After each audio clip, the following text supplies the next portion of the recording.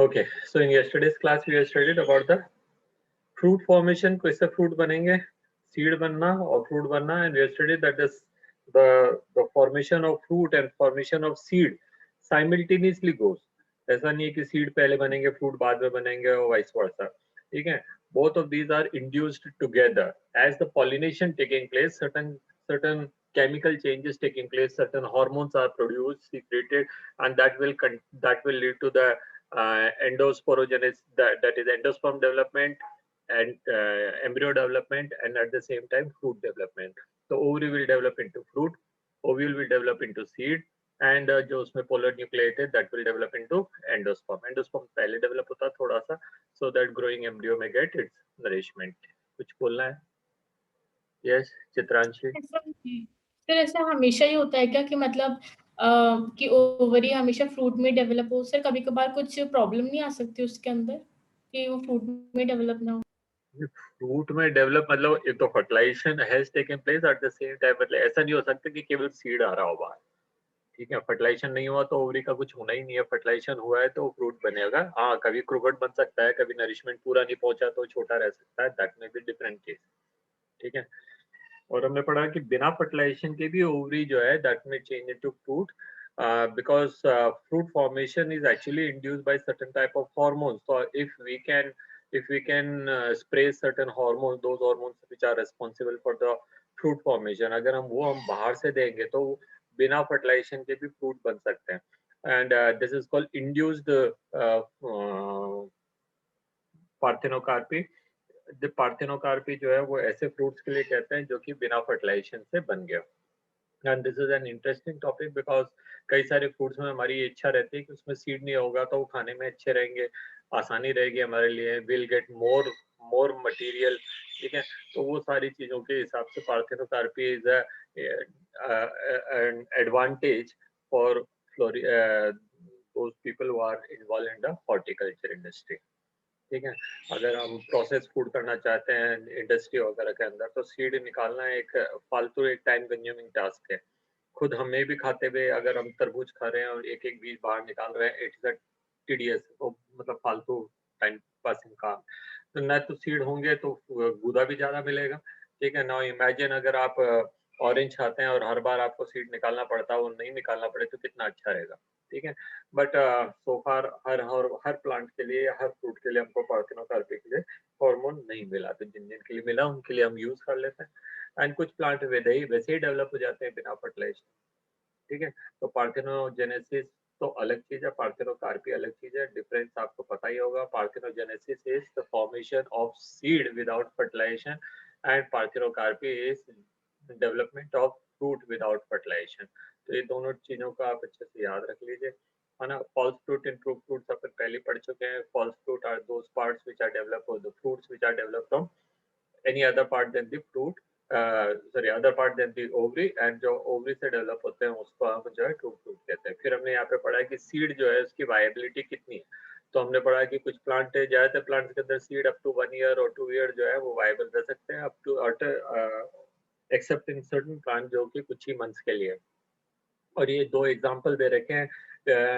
Lupinus arcticus जो है उसका सीड हमको 10,000 साल पुराना भी मिला है जो कि जर्मिनेट हुआ है, और फिनिक्स डिक्टायरफेरा जो है वो 2000 साल पुराना सीड भी जो है वो जर्मिनेट हो पाया है. तो इसका मतलब सीड जो है कई सारे प्लांट के लिए बहुत ग्रेट वायबिलिटी रखते हैं और बहुत ग्रेट डिफरेंस भी रखते हैं.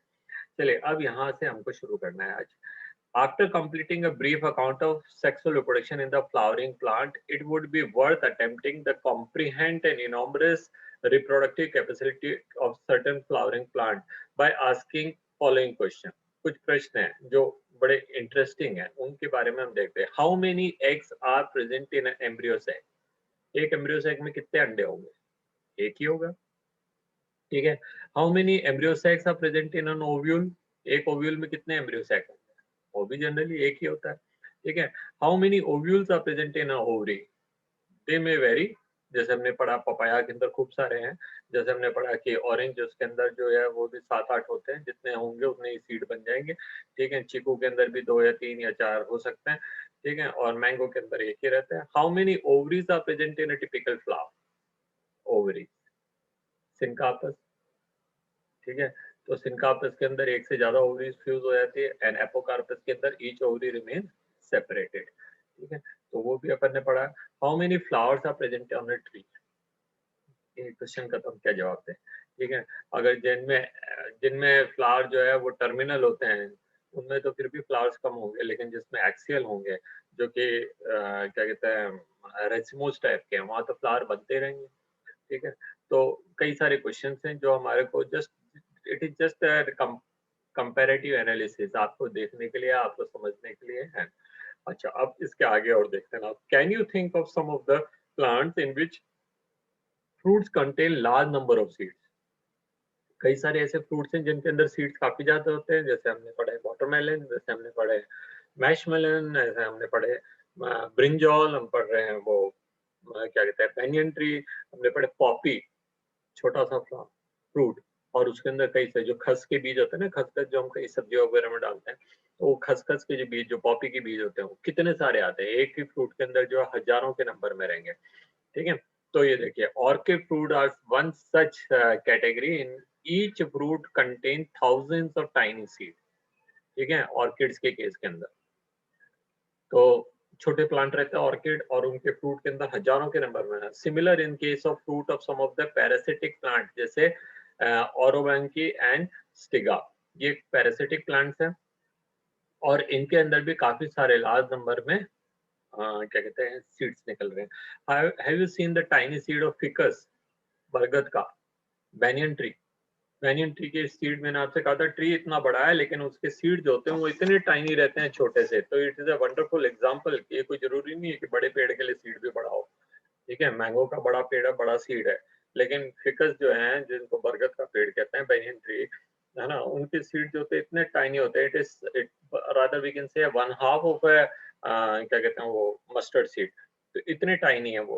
How large the tree of ficus develop from the tiny seed, how many billions of seed does each ficus tree produce, क्योंकि हर फ्रूट के अंदर कई सौ सीड्स रहते हैं, और वो कई सारे, मतलब हजारों के नंबर में फ्रूट बना रहा है, तो हजारों इंटू हंड्रेड्स, तो you can see how many मतलब थाउजेंड्स एंड थाउजेंड्स, बल्कि बिलियंस ऑफ सीड जो है एक प्लांट बना रहा होता है। काय के लिए बना रहे हैं, why, to ensure that at least some of them will germinate and some of them will get the suitable condition to survive, ठीक है। Can you imagine any other example in which such tiny structure can produce large biomass over the year? आपको ऐसा कोई दूसरा example बता सकते हैं ficus के अलावा, जहाँ पे छोटे छोटे जो है सीड वो कभी बड़े बड़े प्लेट बना सकते हैं, जैसे कि पीपल की केस के अंदर में पड़ा है ना। और कौन सा केस पढ़ सकते हैं, टाइनी सीड से बड़े, मुझे तो याद नहीं आ रहा। नीम का तो सीड काफी बड़ा होता है, उससे भी बड़े ट्री बन जाते हैं। चलिए एक नया टॉपिक लेते हैं, apomixis and polyembryony. Apomixis and polyembryony दोनों रिलेटेड टॉपिक है। एपोमिक्सिस का क्या मतलब होता है, हमने पढ़ा है कि सीड कब बन रहा है, when is seed form and from where the seed is form. Any one of you, चार बच्चे वहां बैठे हैं, बताओ सीड कौन से पार्ट से बनता है और कब बनता है। ओव्यूल से सीड बनता है। हाँ बिल्कुल ट्रू, कब बनता है, आफ्टर फर्टिलाइजेशन, आफ्टर जब उसका fertilisation of its egg cell, egg cell का फर्टिलाइजेशन हो जाएगा, तब उस पे जो है मतलब सीड बनेंगे, तो इट्स वेरी ट्रू, ठीक है। लेकिन अगर बिना फर्टिलाइजेशन के ही अगर सीड बन जाए, क्या क्या कहा था हमने, सीड फॉर्मेशन विदाउट फर्टिलाइजेशन, जिसको हमने कहा था एम्ब्रियो जेनेसिस, ठीक है।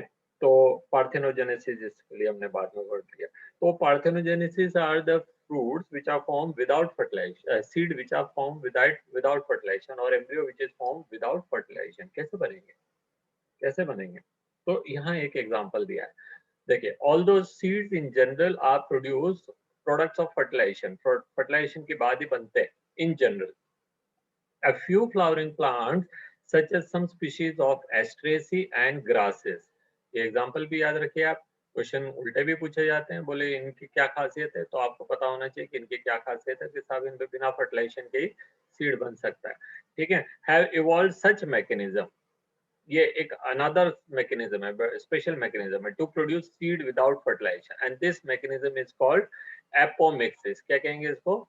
एपोमिक्सिस। नाउ एपोमिक्सिस कैसे हो रहा है? अगर आपको पता हो, मैंने जब आपको क्लोनिंग वर्ड सिखाया था इन सेक्सुअली रिप्रोड्यूसिंग ऑर्गेनिजम्स, जब मैंने आपको डॉली शीप की बात कही थी, किसी को याद है डॉली शीप? कुछ बोले थे यस सर, वो डॉली? फर्स्ट क्लोनिंग एनिमल को। हाँ, हमने क्या करा था डॉली शीप के अंदर कि जो उसकी अडर की सेल्स हैं, उनमें से कुछ 2n सेल ले ली थी, डिप्लॉयड सेल ले ली थी, और उन सेल को लेकर के उसकी यूट्रस के अंदर इम्प्लांट कर दिया था। ठीक है, जब मेंस्ट्रुअल साइकिल का वो पर्टिकुलर फेज आया, उसके बाद में जो है हमने उसको लाकर वहां पे इम्प्लांट कर दिया। तो इम्प्लांट करने से क्या होगा कि diploid cell from the mother, from a sheep, that is being develop into an embryo. That diploid cell is not a result of fertilization. That diploid cell is not formed by the fertilization of an ovum and an sperm. Ovum और sperm के fertilisation से नहीं बना है वो तो diploid cell एक somatic cell है। आप जानते हैं ना सोमेटिक एंड जर्मिनल सेल्स में डिफरेंस? सोमेटिक सेल जो है बॉडी के वो पार्ट की सेल्स होती हैं जहाँ पे कभी मियोसिस नहीं होता, वो केवल माइटोसिस वाले पार्ट हैं। वो रिप्रोडक्शन में पार्टिसिपेट करने के लिए बनी ही नहीं है। स्किन की सेल, आंखों की सेल, नाक की सेल, जीभ की सेल, दांत की सेल, इंटेस्टाइन की सेल, ये सब जो है रिप्रोडक्शन के लिए थोड़ी बनी है। ठीक है, रिप्रोडक्शन के लिए कौन सी सेल्स बनी है? Germinal cell, that is the cells from the testis and the cells from the ovaries. तो उनके अलावा किसी और सेल को अगर हम एम्ब्रियो डेवलपमेंट के लिए पार्टिसिपेट करा देंगे तो वो तो सोमेटिक सेल्स है। हालांकि जेनेटिक मेकअप सेम है, जेनेटिक मेकअप जो होगा वही 24 मतलब जैसे ह्यूमन के अंदर है तो 46 क्रोमोसोम ही है, लेकिन इनका जेनेटिक मेकअप कैसे होगा सोमेटिक सेल का? If one of my somatic cell is taken for cloning, तो जो बच्चा बनेगा वो एग्जैक्ट माय रिप्लिका होगा। क्यों? क्योंकि उसके अंदर वही सेट ऑफ क्रोमोसोम है जो मेरी बॉडी में है, और वही सेट ऑफ जीन्स है जो मेरी बॉडी के अंदर है। उसमें कोई कोई क्या कहते हैं रिकॉम्बिनेशन नहीं हुआ, उसमें कोई फर्टिलाइजेशन नहीं हुआ, उसमें कोई रैंडम असॉर्टमेंट नहीं हुआ, उसमें कहीं क्रॉसिंग ओवर नहीं हुआ, उसके अंदर कोई भी ऐसा रीजन नहीं है जिसके कारण उसमें वेरिएशन आए, because that is develop from a somatic cell. If the same thing is being done in plant, naturally or artificially, naturally or artificially, then it will result the formation of a plant which will be genetically similar to that of the parent plant. वो parent plant की copy हो जाएगा। ठीक है, ये हमारा female gametophyte है, ovary है, ये ओवरी के अंदर ये फीमेल गैमेटोफाइट है। इसके अंदर यहाँ से कहीं से भी कोई सेल, 2n सेल, न्यूसेलस की सेल्स, इंटेगुमेंट की सेल, या ये जो पोलर न्यूक्लियाई के दो न्यूक्लियाई अलग अलग पड़े थे वही फ्यूज हो जाए, और फ्यूज होकर के they may start acting as a embryo. तो कोई भी 2n cell from the surrounding, from the ovisac के बाहर जितने भी सेल्स हैं वो 2n है, उनमें से कोई भी सेल अंदर घुस जाए ओविसेक के, तो they will start behaving as an embryo, as a zygote. ठीक है, समटाइम जो न्यूक्लियस जो पोलर न्यूक्लियाई के दो न्यूक्लियस हैं वो आपस में फ्यूज हो जाते हैं, and then it will start behaving as diploid. हो गया ना भाई, डिप्लॉयड होने का मतलब क्या हो गया? It will be considered as a fertilize, क्योंकि diploid is actually form after fertilization. तो उससे फिर जो सीड बनेगा, तो वो जो सीड बनेगा वो क्या है? एग्जैक्ट रिप्लिका होगा पेरेंट प्लांट का। Why? Because it has got the entire genetic setup just equal to that of the parent plant. उसमें कहीं फर्टिलाइजेशन इन्वॉल्व नहीं हुआ है। A plant which is formed is without fertilization, and since the plant is formed, sorry, the seed which is formed without fertilization, तो जो seed जो बना है वो without fertilization के बना है, तो it is actually वो sexual reproduction केवल नाम का है। वहां पे हम क्या कह सकते हैं कि it is actually mimicking sexual reproduction, पर है क्या वो asexual reproduction? तो हम कहेंगे यहाँ पे apomixis is a mimicry of sexual reproduction, but it is in fact asexual reproduction. नकल है वो। हम आवाजें निकालते किसी किसी की, हम कहते हैं मिमिक्री कर रहा है ना, नकल करना। तो वो मिमिक्री कर रहा है यहाँ पे ये प्लांट। ये जो 2n सेल है, तो आगे पढ़ते हैं, देखिए what is fruit production without fertilisation called, तो उसको हमने कहा था parthenocarpy. Thus, apomixis is a form of asexual reproduction that mimic the sexual reproduction. Line याद रखना, ये ऐसे ही पूछी जाएगी कई बार, और या फिर आपको क्वेश्चन में पूछा जाएगा व्हाट इज एपोमिक्सिस, तो यही लाइन लिखनी है आपको उसके आंसर में।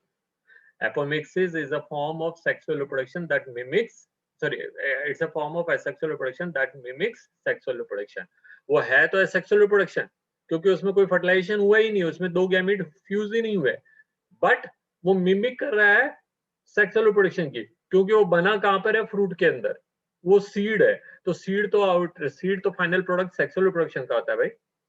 हमने पढ़ा कल की क्लास के अंदर, हमने पढ़ा था seed is ultimate product of the sexual reproduction.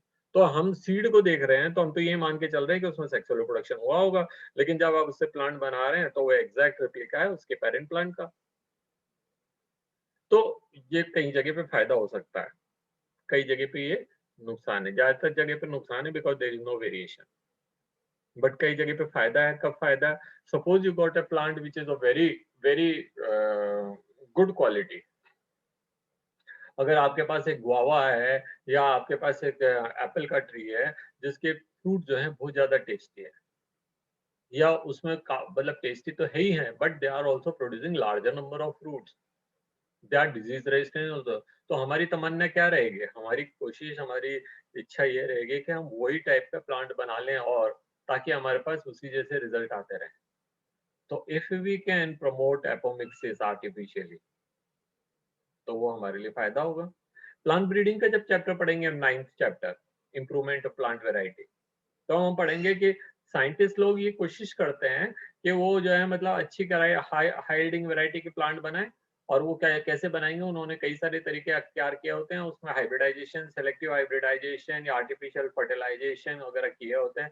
और उनमें कई बार क्या होते हैं, जो पेरेंट प्लांट होते हैं उनमें से एक प्लांट हम किसी दूसरी कंट्री से मंगा लेते हैं, हमारे यहाँ का पेड़ अच्छा नहीं है या उतना अच्छा रिजल्ट नहीं ला रहा है जितना कि अच्छा रिजल्ट मैक्सिको का गेहूं लेकर के आ रहा है, तो हमने मैक्सिको से गेहूं मंगा लिया, हमने क्या कहते हैं वो इंडोनेशिया से या मलेशिया से हमने चावल की कोई वैरायटी मंगा ली, या किसी और जगह से कोई और वैरायटी मंगा ली जिसके कि रिजल्ट बहुत अच्छे हैं, वो बहुत हाई ईल्ड दे रहे हैं, है ना, वो कम टाइम में मैच्योर हो जाते हैं, या वो डिजीज रेजिस्टेंट है, तो हमने वो पहले प्लांट मंगा लिया, उससे एक पेड़ खड़ा किया और उसका जो सीड लिया उसको लेके अपने प्लांट से फर्टिलाइज करा दिया।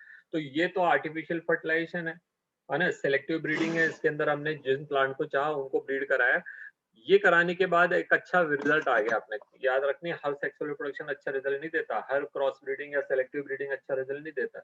हजारों सीड हम बनाएंगे तो कोई इक्का दुक्का 2-3-4 प्लांट ऐसे हो सकते हैं विच में bear some of the good character. अब आपने उनको सेलेक्ट करना है, सेलेक्ट कर लिया आपने, नाउ नेक्स्ट काम क्या है, उसके नंबर को इंक्रीज करना है।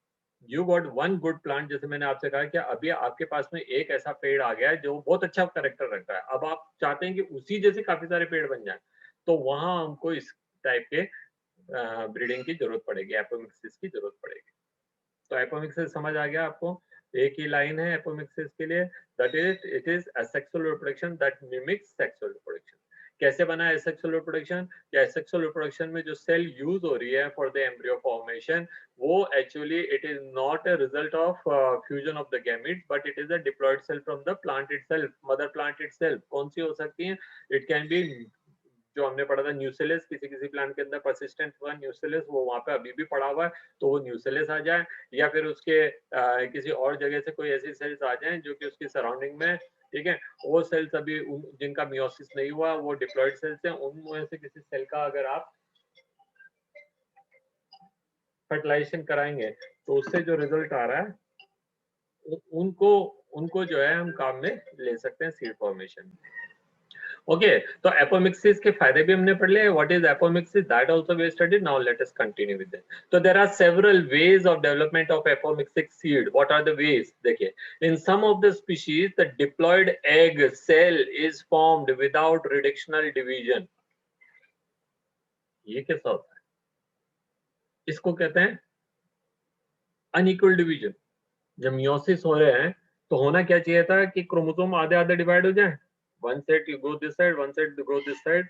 वो असरानी बोलते हैं ना, आधे इधर जाओ आधे इधर जाओ, और बाकी मेरे पीछे आओ, कौन बचा पीछे, है ना। तो आधे सेट एक सेल में चले जाने चाहिए, आधे सेट दूसरे में चले जाने चाहिए, तो उसका मतलब क्या होता है, the number of chromosome would have reduced into half. But what if the chromosomes are not separated, an entire set of the chromosome goes into one of the cell and other remain empty? empty वाले का तो कुछ होना ही नहीं है, और जिसमें पूरा का पूरा सेट चला गया वो तो पहले ही डिप्लॉयड हो गया, ठीक है। So if diploid egg is formed instead of haploid because that there was some mistake taken place during meiosis. ठीक है?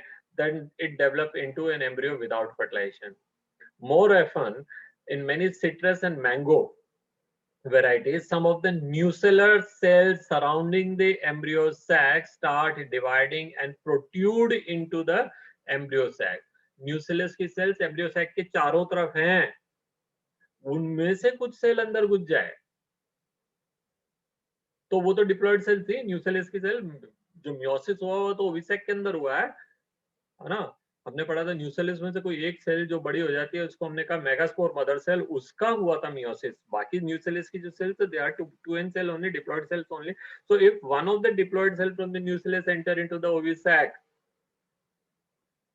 तो उसका क्या होना है? वो that will start behaving as an embryo, ठीक है, एंड डेवलप इनटू एम्ब्रियो। अच्छा, आपको जरूरी थोड़ी तो एक ही सीड जाएगा, एक ही सेल जाएगा। मोर देन वन सेल में ऑल्सो एंटर, एक से ज्यादा भी जा सकते हैं। तो अगर एक से ज्यादा जाएंगे तो काफी सारे हो जाएंगे। तो एक और नई कंडीशन आ गई, अगर एक ही सीड के अंदर एक से ज्यादा एम्ब्रियो हो जाए, जल्दी हमने पढ़ा था एक सीड के अंदर एक ही एम्ब्रियो होता है क्योंकि उसमें एक ही एक सेल है।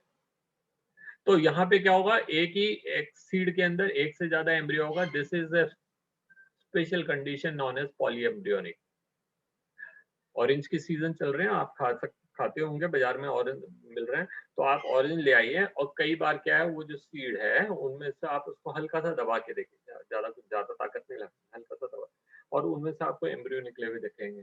तो कई बार जो है एक से ज्यादा ऑब्जर्व एम्ब्रियो मिलेंगे। देखिए, take out some of the seeds of the orange and squeeze them, ठीक है। Observe how many embryos of the different sizes and shapes are there in the seed.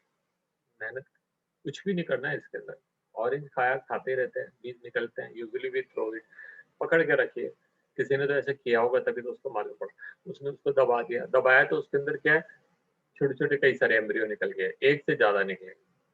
तो दैट इज स्पेशल केस। तो that means क्या होगा, if I put the same condition, अगर मैं ऐसे बोलूं इस क्वेश्चन को थोड़ा सा घुमा के कि एक फार्मर ने एक सीड लगाया पर एक से ज्यादा पेड़ निकले है, because there are more than one embryo, so each embryo will result in the formation of new plant, more than one plant, है ना? देखिए, हर चीज तो लिखी नहीं जाती किताब में, तो दिमाग तो हमको अपना दिमाग लगाना है। तो हमने कहा कि भाई एक फार्मर ने एक सीड लगाया किसी गमले के अंदर, पर उसने पाया कि एक से ज्यादा पेड़ निकले। No, what are the conditions why it has happened so? तो आप कहीं कोई जवाब लेगा, सब उसका वेजिटेटिव प्रोपेगेशन हो गया, कोई कुछ कहेगा, कोई कुछ कहेगा, और उसका एक जवाब है, और सही जवाब है वो है कि उसमें पॉलीएम्ब्रियोनिक कंडीशन हो सकती है। So more than one embryo, each embryo will develop into a new plant. Okay, तो ये now count the number of embryos in each seed. What would be the genetic nature of apomictic embryos? आप बताओ, मैंने तो बताया आपको। What will be the genetic nature?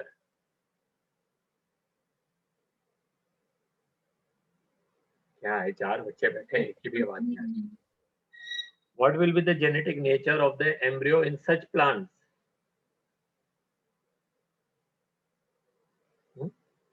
जो भी मदर प्लांट है उसके जैसे होगा भाई, उसका फर्टिलाइजेशन तो वही नहीं है, वो तो 2n सेल न्यूक्लियस की आई है उसके अंदर। तो न्यूक्लियस तो पेरेंट प्लांट का ही पार्ट था, तो पेरेंट प्लांट की सेल्स आई ना। इट वाज जस्ट, मैं आपको डॉली का एग्जांपल क्यों दिया था, मैंने आपको इसलिए तो कहा था डॉली के अंदर अडर सेल्स लेती है और अडर सेल्स को लेकर के हमने जो है यूज किया था फर्टिलाइजेशन के लिए। तो other cell was diploid cell, diploid cell से एक नया प्लांट, सॉरी नई फर्टिलाइजेशन नहीं कह रहे, डेवलपमेंट ऑफ एन एम्ब्रियो।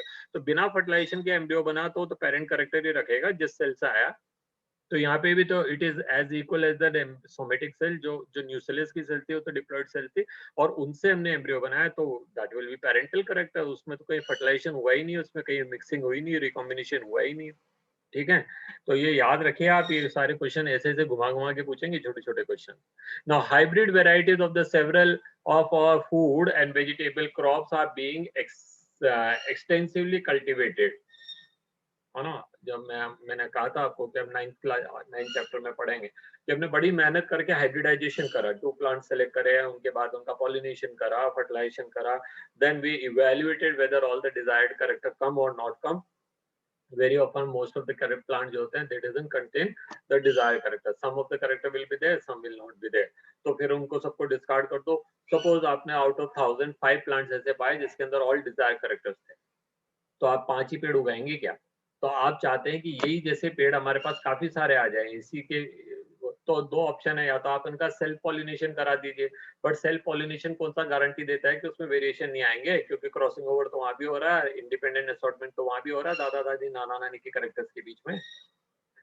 ठीक है, तो इसलिए हमको सबसे अच्छा तरीका क्या है कि हम उसको एपोमिक्सिस करा दें। तो एपोमिक्सिस में तो 2n सेल रहेंगी, and the 2n cell will give rise a new seed, and the seed will bear exactly similar character of its parent plant. तो यहाँ ये हमारे काम आया। तो cultivation of hybrids have tremendously increased productivity. Once one of the problem of hybrid is that the hybrid seed have to be produced every year. आपको हर बार बनाने पड़ेंगे, या तो उनको और बना के इवेल्युएट करने पड़ेंगे, जो कि टाइम कंज्यूमिंग काम है, वो तो माता बच्चे का काम है। ठीक है, if the seed collected from the hybrid sown in the plant of the progeny will segregate and not maintain the hybrid, क्योंकि आपने तो उनको फील्ड में डाल दिया, now the cross pollination has taken place, और now even the self pollination has taken place, then also the segregation, क्योंकि उसमें हमने पढ़ा उसमें या तो क्रॉसिंग ओवर हुआ होगा, ये इंडिपेंडेंट असॉर्टमेंट हुआ होगा, तो वो तो वेरिएशन लाएंगे, रैंडम फर्टिलाइजेशन ही तो नहीं हुआ, बाकी दो चीज तो हैं, तीन कारण रहते हैं सेक्सुअल रिप्रोडक्शन में वेरिएशन आने के, उनमें से दो तो अभी भी प्रेजेंट है। तो इसलिए क्या है, वो उस चीज को भी हमको नलीफाई करना है, तो हम क्या करेंगे, पेरेंटल प्लांट के ही सेल्स को यूज करके एम्ब्रियो बना दें। ठीक है, so that is called apomictic. तो the production of hybrid seed is costly, and hence the cost of the hybrid seed become too expensive for the farmer. कई बार कई लोग पूछते हैं कि सब वो बाजार में जो बीज लेने जाते हैं, इतनी सी थैली वो सर 25 रुपए 30 रुपए की दे रहा होता है, 5 बीज उसमें निकलते हैं, 5 6 या 10 बीज निकलेंगे, किसके करेले के आप बाजार से लेके आ रहे हैं, और 25 30 रुपए 50 100 रुपए ले लेता हो। तो वो 50 100 रुपए लेने के लिए उसको मेहनत कितनी करनी पड़ी है, 5 बीज बनाने के लिए, 10 बीज बनाने के लिए। ठीक है, तो जो फार्मर्स होते हैं जो लगे रहते हैं, और उस पर जो लिखा है अगर नहीं आएगा डिजायर्ड, तो आप सू कर दोगे कंपनी को, बोलोगे साहब ये तो फर्जी बीज है, गलत बोल रहा है। खैर इंडिया में तो इतनी जागरूकता नहीं है लोगों के अंदर, जो लेकिन मतलब we have a valid reason to sue the company. Now, then the farmer can keep using the hybrid seed. अच्छा एक लाइन रह गई, हाँ नहीं है। Then the farmers can keep using the hybrid seed to raise a new crop year after year and does not have to buy hybrid seed. तो अगर उनको वो apomixis से बनाएगा, if we can develop new seeds by a process called apomixis, then he need not to worry, उसके plant जो है वो पेरेंटल करेक्टर ही रखेंगे। ठीक है, तो ये एक बेनिफिट भी है। तो आपका क्वेश्चन आया एपोमिक्सिस पे, 3 4 5 6 क्वेश्चन बनते हैं। क्वेश्चन नंबर 1 क्या है, सिंपल सा डेफिनेशन पूछ लो, पॉलीएम्ब्रियोनी पूछ लो, what is the relation between polyembryony and apomixis पूछ लो, what will be the genetic makeup of क्या कहते हैं एपोमिक्सिस पूछ लो, what are the advantage of apomixis, वो उसको हॉर्टिकल्चर या एग्रीकल्चर या सीड फॉर्मेशन, इनमें क्या एडवांटेज होगा, कैसे होगा, ठीक है, कैसे बन सकते हैं, कौन कौन से सेल्स लेके सकते हैं, what will be the why they are showing the this thing, एक ही करेक्टर क्यों बता रहे हैं, पेरेंटेज जैसा करेक्टर क्यों बता रहे हैं, क्यों एक फार्मर एक बार एक ही सीड बोता है लेकिन उसको एक से ज्यादा प्लांट मिलते हैं, ऑल दीज क्वेश्चन जो है वो इस चीज से रिलेटेड है। आपको अगर आप पढ़ेंगे ना, मैंने आपको शायद बताया हो कि पढ़ने का तरीका बहुत आसान सा होता है, जो कि आप कर ही नहीं रहे।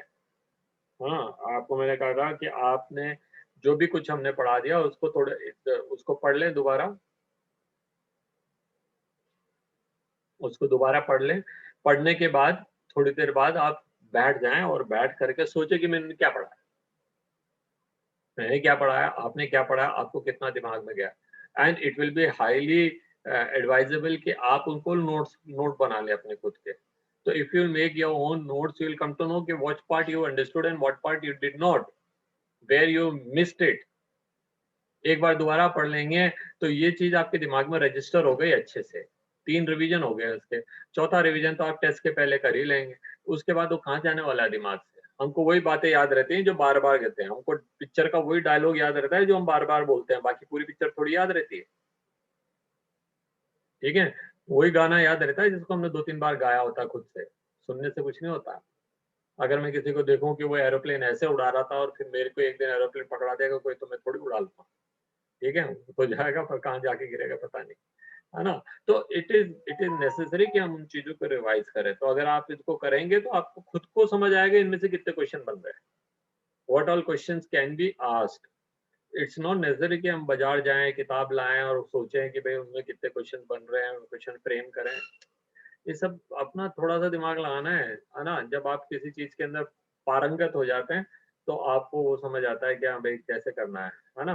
तो ये देखिए, तो because of the importance of apomixis in the hybrid seed industry, active research is going on in many of the laboratory around the world to understand the genetics of apomixis and transfer apomictic genes into the hybrid variety. तो hybrid variety आपने बना लिया, एक अच्छा plant बना लिया, अब आप उसी के प्लांट के जो है एम्ब्रियोज को मल्टीप्लाई करना चाहते हैं so that you may get continue to get the seed with exactly same genetic makeup.